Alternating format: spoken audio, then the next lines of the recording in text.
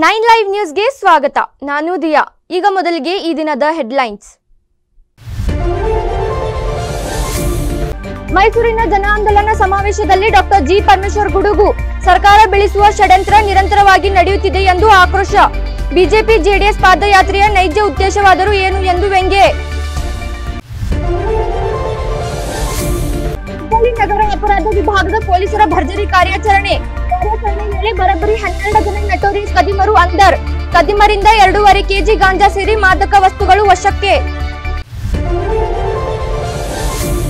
ಜಿಟಿಜಿಟಿ ಮಳೆಯಿಂದ ಗದಗ ಜಿಲ್ಲೆಯ ಅನ್ನದಾತರಿಗೆ ಬಂದೊದಗಿದ ಸಂಕಷ್ಟ. ಸಾಲ ಸೋಲ ಮಾಡಿ ಬೆಳೆದಿದ್ದ ಹೆಸರು ಬೇಳೆಗೆ ನಂಜು ರೋಗ ಅಟ್ಯಾಕ್. ರೈತರ ಸಂಕಷ್ಟಕ್ಕೆ ಸ್ಪಂದಿಸುವಂತೆ ನಾಡದೊರೆಗೆ ಅನ್ನದಾತರ ಮೊರೆ. ಈಗ ಇವತ್ತಿನ ಪ್ರಮುಖ ಸುದ್ದಿಗಳು ನಿಮ್ಮ ಮುಂದೆ.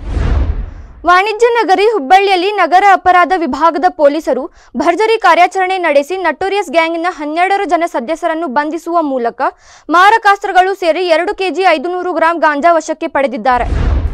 ಈ ಕುರಿತು ನಗರ ಪೊಲೀಸ್ ಆಯುಕ್ತ ಎನ್ ಶಶಿಕುಮಾರ್ ಸುದ್ದಿಗೋಷ್ಠಿಯಲ್ಲಿ ಮಾಹಿತಿ ನೀಡಿದ್ದು, ಪೊಲೀಸರ ಮೇಲೆ ಹಲ್ಲೆ ನಡೆಸಿ ಪರಾರಿಯಾಗಲು ಯತ್ನಿಸಿದ್ದಲ್ಲದೆ ಗಾಂಜಾ ಮಾರಾಟ ಮಾಡುತ್ತಿದ್ದ ಒರಿಸ್ಸಾ ಮೂಲದ ಕೇಶವಚಂದ್ರ, ನೀಲಾಂಬರ ರಾವುತ್, ಉತ್ತರಾಖಂಡದ ಮಹಮ್ಮದ್ ಅಲಿ, ಹಾವೇರಿ ಮೂಲದ ತೌಸಿಫ್ ಅಹಮದ್ ಸೇರಿ ಒಟ್ಟು 12 ಜನರನ್ನು ಬಂಧಿಸಲಾಗಿದೆ.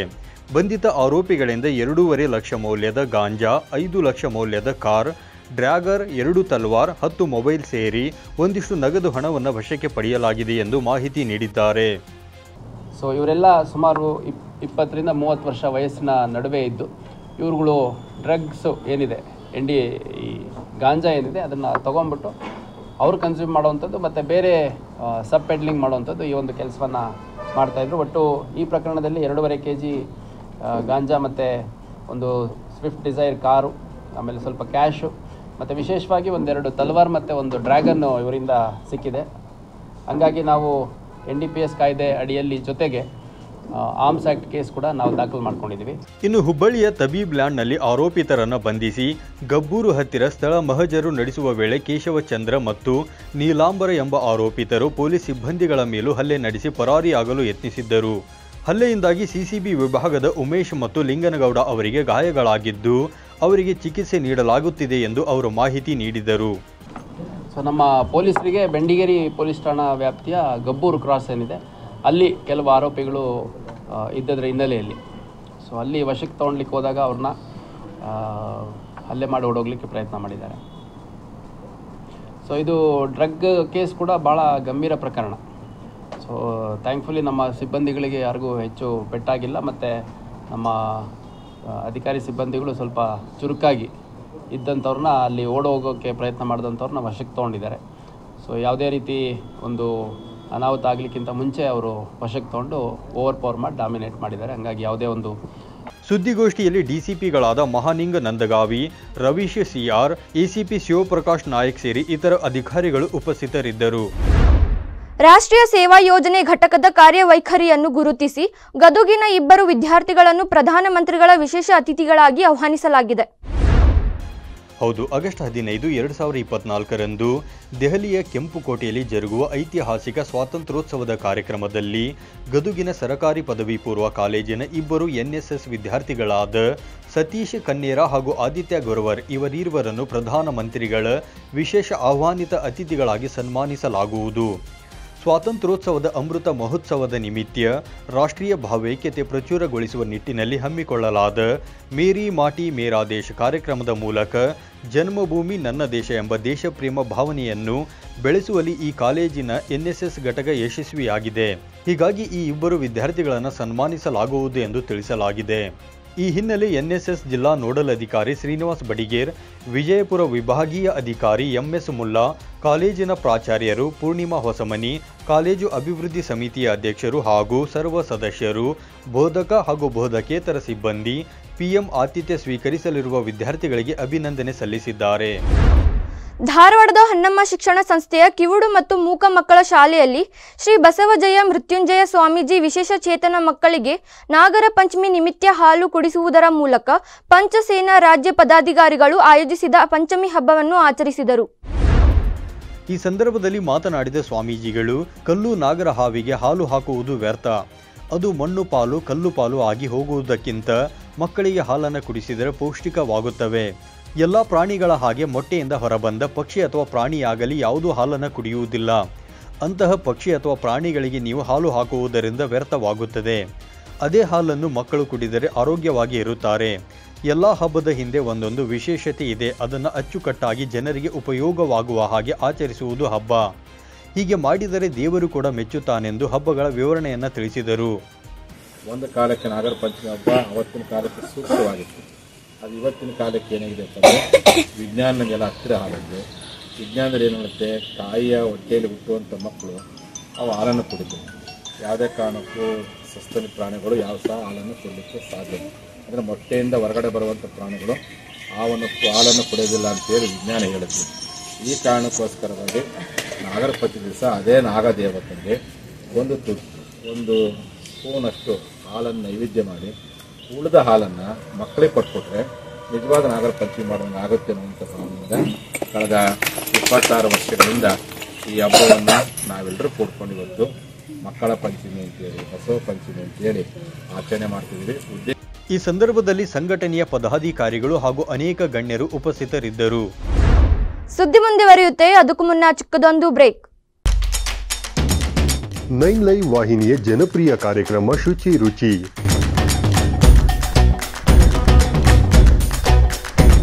ಪ್ರತಿ ಶುಕ್ರವಾರ ಮಧ್ಯಾಹ್ನ 1:30 ಪ್ರಸಾರ, ಮತ್ತೆ ಭಾನುವಾರ ಸಂಜೆ 6 ಗಂಟೆಗೆ ಮರು ಪ್ರಸಾರ.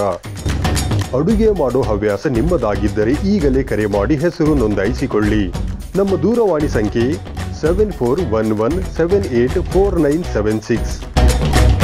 ಭೀಮಾ ಬ್ರಿಲಿಯನ್ಸ್ ವಜ್ರಾಭರಣ ಮಹೋತ್ಸವ ಜುಲೈ 31ರವರೆಗೆ. ಪ್ರತಿ ಕ್ಯಾರೆಟ್ಗೆ 7,000 ರೂಪಾಯಿಯ ಖಚಿತ ಕ್ಯಾಶ್ ಬ್ಯಾಕ್ ಪಡೆಯಿರಿ ಮತ್ತು ವಜ್ರದ ಆಭರಣಗಳಲ್ಲಿನ ಚಿನ್ನದ ಮೇಲೆ ಪ್ರತಿ ಗ್ರಾಮ್ಗೆ ಫ್ಲಾಟ್ 500 ರೂಪಾಯಿಯ ರಿಯಾಯಿತಿಯನ್ನು ಆನಂದಿಸಿ. ಭೀಮಾ ಜುವೆಲರ್ಸ್ನ ಎಲ್ಲಾ ಶೋರೂಮ್ಗಳಲ್ಲಿ ಲಭ್ಯವಿದೆ. ಷರತ್ತುಗಳು ಅನ್ವಯ. Bhima Brilliance Diamond Jewelry Festival till 31st July. Get assured cash back of ₹7,000 per carat and enjoy flat ₹500 off per gram on gold in diamond jewelry. Available at all Bhima Jewelers showrooms. TNC apply. ತೆರೆಮರೆಯಲ್ಲಿರುವ ಗಾನ ಪ್ರತಿಭೆಗಳಿಗೆ ಅದ್ಭುತ ವೇದಿಕೆ ಒದಗಿಸುವ ನಮ್ಮ ದಿಗ್ಗಜರು ಈಗ ನಿಮ್ಮ ಮನಗಳಿಗೆ ಲಗ್ಗೆ ಇಡಲು ಸಿದ್ಧವಾಗಿದೆ. ಇನ್ನು ಪ್ರತಿ ಶನಿವಾರ ಮಧ್ಯಾಹ್ನ 1:30ಕ್ಕೆ ನಿಮ್ಮ ನೆಚ್ಚಿನ 9 ಲೈವ್ ವಾಹಿನಿಯಲ್ಲಿ ಪ್ರಸಾರಗೊಳ್ಳಲಿದೆ. ಮತ್ತೆ ಮರುಪ್ರಸಾರ ಭಾನುವಾರ 1:30ಕ್ಕೆ. ನಿಮಗೂ ಗಾಯನದಲ್ಲಿ ಆಸಕ್ತಿ ಇದ್ದು ಉತ್ತಮ ವೇದಿಕೆ ಲಭಿಸುತ್ತಿಲ್ಲವೆಂದರೆ ಚಿಂತೆ ಯಾಕೆ? ಕೂಡಲೇ ನಮ್ಮ ದೂರವಾಣಿ ಸಂಖ್ಯೆ 7349416023ಗೆ ಸಂಪರ್ಕಿಸಿ. ಕಾರ್ಯಕ್ರಮದಲ್ಲಿ ನೀವು ಪಾಲ್ಗೊಳ್ಳಿ. ಬ್ರೇಕ್ ನಂತರ 9 ಲೈವ್ ನ್ಯೂಸ್ಗೆ ಸ್ವಾಗತ. ಗದಗ ಜಿಲ್ಲೆಯಲ್ಲಿ ಕಳೆದ ಹಲವು ದಿನಗಳಿಂದ ಜಿಟಿ ಮಳೆಯಾಗಿದ್ದು ಇದರಿಂದಾಗಿ ಹೆಸರು ಬೆಳೆ ರೋಗಕ್ಕೆ ತುತ್ತಾಗಿದೆ. ಹೀಗಾಗಿ ಸರ್ಕಾರ ಹೆಸರು ಬೆಳೆಗೆ ಬೆಂಬಲ ಘೋಷಿಸುವಂತೆ ಆಗ್ರಹಿಸಿ ರೈತ ಸಂಘದ ರಾಜ್ಯ ಉಪಾಧ್ಯಕ್ಷರಾದ ಅಂದಪ್ಪ ರುದ್ರಪ್ಪ ಕೋಲಾರ್ ಜಿಲ್ಲಾಧಿಕಾರಿಗಳ ಮೂಲಕ ಸರ್ಕಾರಕ್ಕೆ ಮನವಿ ಸಲ್ಲಿಸಿದರು. ಗದಗ ಜಿಲ್ಲೆಯಾದ್ಯಂತ ರೈತರು ಹೆಸರು ಬೆಳೆ ಬೆಳೆದಿದ್ದು ಈಗ ಹೆಸರು ಬೆಳೆ ಜಿಟಿ ಮಳೆಗೆ ಹಳದಿ ರೋಗ, ನಂಜಾಣು ರೋಗಕ್ಕೆ ತುತ್ತಾಗಿದೆ. ಇದರಿಂದಾಗಿ ಅನ್ನದಾತರು ಸದ್ಯ ಸಂಕಷ್ಟಕ್ಕೆ ಈಡಾಗಿದ್ದಾರೆ. ಹೀಗಾಗಿ ಈಗ ಅಳಿದುಳಿದ ಹೆಸರು ಬೆಳೆಗೆ 10ರಿಂದ 11 ಸಾವಿರ ರೂಪಾಯಿ ಬೆಂಬಲ ಬೆಲೆ ಘೋಷಣೆ ಮಾಡಬೇಕು. ಜತೆಗೆ ಗದಗ ಜಿಲ್ಲೆಯಲ್ಲಿ ಖರೀದಿ ಕೇಂದ್ರ ಪ್ರಾರಂಭಿಸಬೇಕೆಂದು ಒತ್ತಾಯಿಸಲಾಯಿತು. ರೈತ ಸಂಘದ ರಾಜ್ಯ ಉಪಾಧ್ಯಕ್ಷರಾದ ಅಂದಪ್ಪ ರುದ್ರಪ್ಪ ಕೋಳೂರು ನೇತೃತ್ವದಲ್ಲಿ ಗದಗ ಜಿಲ್ಲಾಧಿಕಾರಿ ಗೋವಿಂದ ರೆಡ್ಡಿಯವರ ಮೂಲಕ ಸಿಎಂ ಸಿದ್ದರಾಮಯ್ಯನವರಿಗೆ ಮನವಿ ಪತ್ರ ಸಲ್ಲಿಸಲಾಯಿತು.